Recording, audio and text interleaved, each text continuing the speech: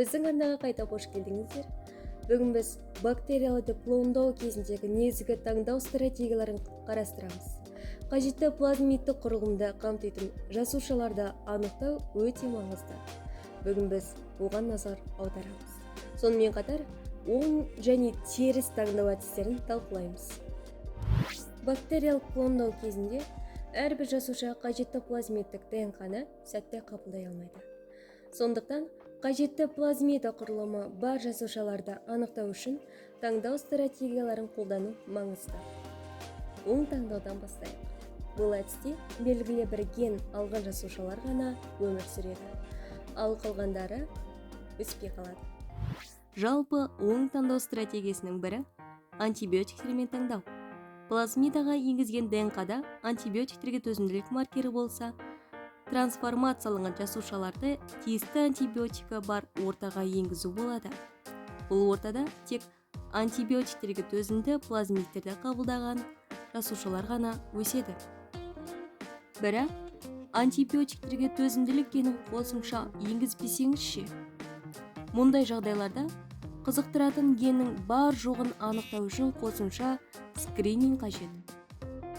Тағы бір оң таңдау әдісі ауксотрофия және прототрофия сияқты бактериялық сипаттамаларды қолдануды қамтиды.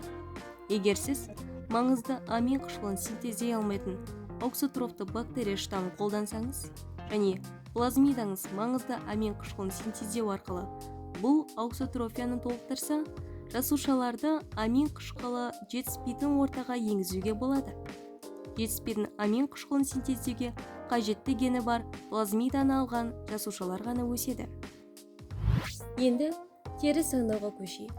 Бұл тәсілде сіз белгілі бір гендік өнімнің, әдетте улы нәрсенің жоғалуын тексересіз.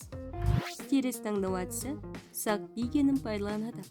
Bacillus subtilis'тен алынған бұл ген сахарозаны грамм теріс бактериялардың улы метаболитіне айналдыратын левансукразаны кодтайды.